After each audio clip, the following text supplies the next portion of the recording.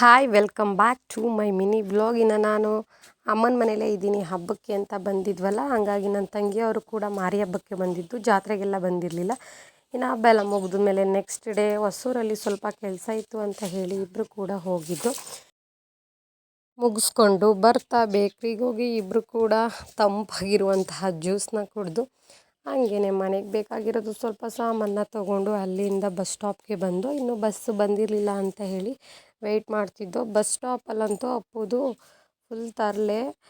ನಾವೆಲ್ಲ ಸುತ್ತಬೇಕಾದ್ರೆ ಮಲ್ಕೊಂಡಿದ್ದ, ಇಲ್ಲಿ ಬಂದು ಕೂತ್ಕೊಂಡಿರ್ಬೇಕಾದ್ರೆ ಇವನು ಹಿಡ್ದೇ ಸಾಕಾಯಿತು. ಫೈನಲಿ ಬಸ್ ಬಂತು ಅಂತ ಹೇಳಿ ಊರಿಗೆ ಬಂದು, ಇನ್ನು ಊರಿಗೆ ಬರ್ತಾ ಅಲ್ಲೇ ಆಂಟಿ ಮನೆಗೆ ಹೋಗಿ ಆಂಟಿ ಇಲ್ಲಿಕಾಯಿ ಜ್ಯೂಸನ್ನ ಮಾಡಿಕೊಟ್ರು. ಕುಡಿದು ಒಂದು ಅರ್ಧ ಗಂಟೆ ರೆಸ್ಟ್ ಮಾಡಿ ಅದಾದಮೇಲೆ ಮನೆಗೆ ಬಂದು ನನ್ನ ತಂಗಿ ಮೆಹಂದಿ ಹಾಕ್ಸ್ಕೋಬೇಕು ಅಂತ ಹೇಳಿ ಹಾಕ್ಸ್ಕೊಂಡ್ಳು.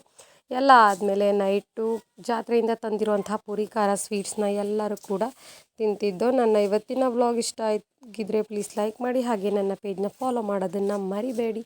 Thank you.